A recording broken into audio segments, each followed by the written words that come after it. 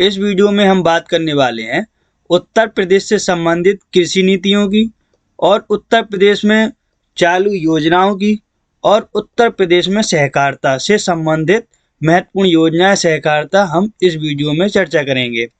1947 ईस्वी से लेकर 2022 तक की 15 महत्वपूर्ण योजनाओं के बारे में हम डिस्कस करेंगे जो परीक्षाओं की दृष्टि से अति महत्वपूर्ण है। यह यूपी जीके का क्लास 11 है। इसके पहले 10 क्लास अपलोड हो चुकी हैं। यदि इसमें से कोई क्लास आपने नहीं देखी है तो आपको डिस्क्रिप्शन बॉक्स में लिंक मिल जाएगी, उसको जरूर देखें और ऊपर या फिर आई बटन में आपको लिंक मिल जाएगी तो आप देख सकते हैं। तो आइए शुरू करते हैं। नंबर 1 है नई कृषि नीति। ये जारी हुई थी 28 फरवरी 2018 ईस्वी में। उद्देश्य था इसका 5.1% की उच्च वृद्धि दर प्राप्त करना। यहाँ पर ये पॉइंट इंपॉर्टेंट है, 5.1% की उच्च वृद्धि दर प्राप्त करना इसका मेन उद्देश्य था और ये 28 फरवरी 2018 को उत्तर प्रदेश में नई कृषि नीति चालू हुई थी, लागू हुई थी। कृषि आय में वृद्धि, पर्यावरण संरक्षित कृषि करना, यानी कि इस तरीके से कृषि का योगदान बढ़ाना कि पर्यावरण संरक्षण बना रहे और मृदा स्वस्थ बनी रहे, इस तरीके से, और पारिस्थितिकीय संतुलन बनाते हुए संसाधनों का विकास व संरक्षण करना। खेती के माध्यम से निजी क्षेत्र को बढ़ावा देना, इस नीति का ये भी एक उद्देश्य है कि खेती के माध्यम से निजी क्षेत्रों को बढ़ावा देना। एक नोट इम्पोर्टेंट पॉइंट है, उत्तर प्रदेश को 9 सशस्त्र जलवायु या सिर्फ जलवायु भर लिखा हो या शस्य जलवायु लिखा हो तो इसका मतलब एक ही है। कहीं पे लिखा हो कितने जलवायु क्षेत्रों में बांटा गया तो उत्तर प्रदेश को 9 जलवायु क्षेत्रों में बांटा गया, या लिखा होगा कितने शस्य जलवायु क्षेत्रों में बांटा गया तब भी 9, ठीक। और 20 पारिस्थितिकीय क्षेत्रों में बांटा गया, कितने, 20 पारिस्थितिकीय क्षेत्रों में बांटा गया है। ये पॉइंट याद रखिए। पॉइंट नंबर 2 है, यानी कि दूसरे नंबर की नीति है कृषि निर्यात नीति, जो कि सितंबर 2019 में लागू हुई। उद्देश्य है इसका आय में वृद्धि करना, निर्यात बढ़ाना और जानकारी को किसानों तक पहुंचाना। कृषि से संबंधित महत्वपूर्ण योजनाएं, महत्वपूर्ण जानकारी पहुंचाना, ये इस कृषि का उद्देश्य है। राज्य से होने वाली कृषि निर्यात को 2024 तक वर्तमान कृषि निर्यात मूल्य से दोगुना करना भी एक महत्वपूर्ण उद्देश्य है। एक नोट पॉइंट यहाँ पर भी है, वर्तमान में आम व आलू निर्यात के लिए, किसके लिए, आम और आलू निर्यात के लिए 3 जोन है। कितने, 3। कौन कौन से हैं, एक तो है आगरा में जो कि आलू के लिए है, और दूसरा लखनऊ में ये आम के लिए है, और तीसरा सहारनपुर में ये भी आम के लिए ही है। तीसरी योजना है कृषि पार्क। कृषि पार्क मतलब ये हापुड़, लखनऊ, वाराणसी और सहारनपुर, इन 4 जिलों में है सिर्फ, और किसानों को उनके उत्पादों को उचित मूल्य दिलाने हेतु यह पार्क खुलवाए गए हैं। चौथी है कृषक सूचना केंद्र। कृषकों की समस्याओं के समाधान हेतु यह योजना लागू की गई। किसान कॉल सेंटर। किसान कॉल सेंटर में किसान की तकनीकी समस्याओं के समाधान हेतु यह खोला गया है। किसकी, किसान की जो तकनीकी समस्या है वो कॉल करके, जो टोल फ्री नंबर है वो उससे कॉल करके आप समस्याओं की समाधान ले सकते हैं। आपको मालूम होगा किसान कॉल सेंटर का टोल फ्री नंबर क्या है, कमेंट करके बताइए। और 6वीं योजना है कृषि चिंतन। ये कृषि चिंतन एक योजना नहीं है बल्कि एक मासिक बुलेटिन है, यानी कि पत्रिका है। तो ध्यान रखिए, जैसे कि अभी टेट में आया था जो कैंसिल हो गया था कि संध्या क्या है, तो संध्या भी एक पत्रिका थी और कृषि चिंतन भी एक मासिक पत्रिका है। कृषि की समसामयिक समस्याओं के निदान व तकनीकी ज्ञान हेतु राज्य द्वारा जारी की जाती है। ये राज्य द्वारा मासिक बुलेटिन लाई जाती है, और किसके लिए, कृषि की समसामयिक समस्याओं के निदान व तकनीकी ज्ञान हेतु। 7वीं योजना किसान मित्र योजना 18 जून 2001 को लागू की गई थी। 2008 में इसको नया रूप दिया गया था। तो ये इंपॉर्टेंट इसमें लाइन है कि इसको नया रूप कब दिया गया, तो 2008 में, और लागू कब हुई, 18 जून 2001 को उत्तर प्रदेश में। प्रत्येक पंचायत में एक किसान मित्र। इस योजना के अंतर्गत प्रत्येक ग्राम पंचायत में एक किसान मित्र, और किसान मित्र की योग्यता होनी चाहिए या तो वो कृषि से स्नातक हो या कृषि से इंटर हो। अब 8वीं योजना है किसान वृद्धावस्था पेंशन योजना, जो 2 अक्टूबर 2003 को लागू हुई। इसमें 60 वर्ष से ऊपर के लोगों को 500 रुपया मासिक दिया जाएगा। 9वीं है किसान क्रेडिट कार्ड योजना, ये लागू हुई थी 1999-2000 में ईस्वी में। इसका उद्देश्य कम ब्याज दर पर ऋण उपलब्ध कराना। और 10वीं योजना है राष्ट्रीय कृषि व मौसम आधारित फसल बीमा योजना। कौन सी? फसल बीमा योजना। ये पहले लागू हुई थी 1999-2000 ईस्वी में।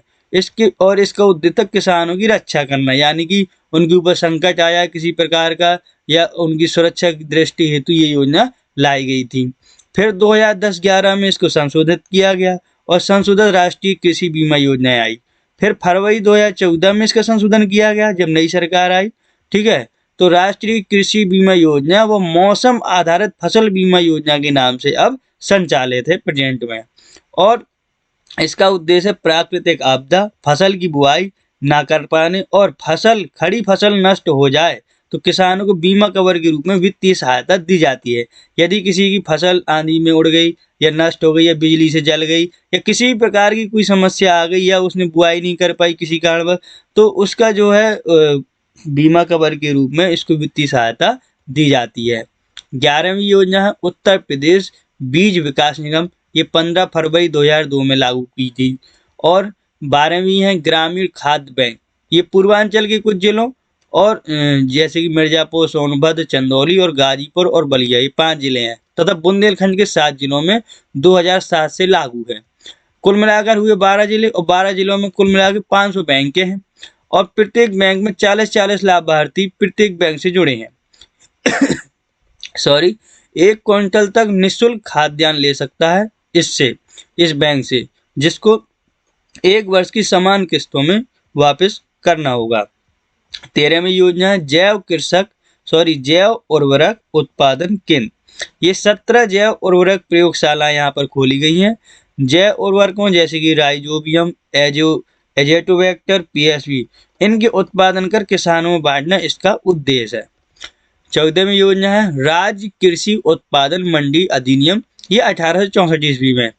और राज्य कृषि उत्पादन मंडी परिषद की स्थापना कब हुई थी? तो 1973 ईस्वी में। और राज्य कृषि उत्पादन मंडी अधिनियम कब आया? तो 1864 ईस्वी में। दोनों में अंतर है, याद रखिए।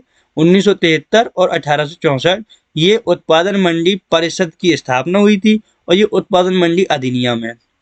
मंडी परिषद के अंतर्गत, यानी ये 15वीं योजना है, तो मंडी परिषद के अंतर्गत नोएडा में, कहाँ? नोएडा में पुष्प नीलामी केंद्र व आधुनिक फल मंडी बन रहा है। अब थोड़ी सी बात कर लेते हैं राजस्व विभाग के अधीन कार्यक्रम। हमने 15 योजनाएं तो पढ़ ली, कुछ एक्स्ट्रा जो महत्वपूर्ण लाइन थी वो भी मैंने इसमें ले ली है, तो देख लीजिए। राजस्व विभाग के अधीन, राजस्व मतलब जो राज्य के अंतर्गत जो अधीन कार्यक्रम है वो कौन कौन से, तो देखिए पहले तो ये जानिए कि राजस्व प्रशासन के अंग कौन कौन से, जैसे कि लेखपाल, तहसीलदार, जिला कलेक्टर, कमिश्नर आदि, ये सभी राजस्व प्रशासन के अंग होते हैं जो राज्य के लिए कार्य करते हैं। उत्तर प्रदेश जमींदारी विनाश एवं भूमि व्यवस्था अधिनियम, कौन सा?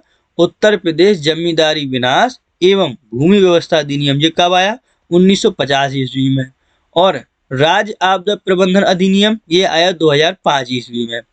चकबंदी कार्यक्रम योजना, ये आई 1954 ईस्वी में। चकबंदी योजना, जमीनों को इकट्ठा करना, ये इस चकबंदी योजना कार्यक्रम का उद्देश्य था। जहाँ फैली हुई जमीनों उनको एक साथ दे देना, तो ये 1954 ईस्वी में आया था। राष्ट्रीय भू अभिलेख आधुनिकीकरण कार्यक्रम, ये लागू हुआ था 2008-9 में। ये केंद्र के सहयोग से लागू हुई थी उत्तर प्रदेश में। किसान बही योजना, ये 1992 ईस्वी में लागू हुई।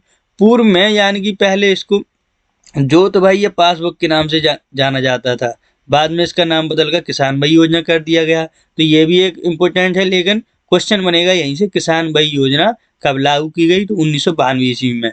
लेकिन इसको याद रखना कि इसको पहले जोत बही या पासबुक भी कहते थे। इसमें क्या होता था, इसे बही किसान बही योजना में क्या है कि खातेदार का नाम व पता तथा उसके भौमिक विवरण के साथ ही, किसके? भौमिक यानी कि भूमि का विवरण के साथ ही विक्रय, बंधक, पट्टे व विनियमन से संबंधित लेख रहता है। अब हम बात करेंगे थोड़ा सा सहकारिता की। उत्तर प्रदेश में सहकार का कानून कब आया? तो सहकारिता कानून आया 1965 ईस्वी में और इसका उद्देश्य है सस्ता ऋण उपलब्ध कराना। क्या? सस्ता ऋण उपलब्ध कराना, निर्धन वो निर्धन लोगों को समृद्धशाली बनाना, वो निर्धन चाहे शहरी हो और चाहे ग्रामीण हो, उनको समृद्धशाली बनाना और उनको सस्ता ऋण उपलब्ध कराना। प्रारंभिक कृषि ऋण समितियां हैं, जैसे कि वर्तमान में 7,479 समितियां हैं। ये किसानों को 3% ब्याज पर कृषि उत्पादन उपलब्ध कराती है, ऋण उपलब्ध कराती हैं और उर्वरक, बीज, कीटनाशक उपलब्ध कराती हैं। तो ये थे। और एक पॉइंट और है, उत्तर प्रदेश सहकारी विकास बैंक। क्या? उत्तर प्रदेश सहकारी विकास बैंक। इसका काम है कृषि संयंत्रों के विक्रय हेतु, क्रय हेतु, कृषि संयंत्रों के क्रय हेतु यानी खरीदने के लिए कृषकों को दीर्घकालीन यानी लंबे समय तक ऋण उपलब्ध कराया जाता है। किसके द्वारा? उत्तर प्रदेश सहकारी विकास बैंक के द्वारा। तो ये थे महत्वपूर्ण 15 योजनाएं थी और सहकारिता थी और राज्य से संबंधित कुछ इम्पोर्टेंट पॉइंट थे। तो हमने ये सब जाना। अगर आपको हमारा प्रयास पसंद आया हो तो कमेंट करके जरूर बताएं, लाइक करें, सब्सक्राइब करें। अगर आप चाहते हैं कि हमारे आने वाली वीडियो आपको मिले तो घंटी वाला बटन को दबाना मत भूलें। मिलते हैं एक नई वीडियो नए टॉपिक के साथ, तब तक के लिए नमस्कार, जय हिंद, बहुत बहुत धन्यवाद।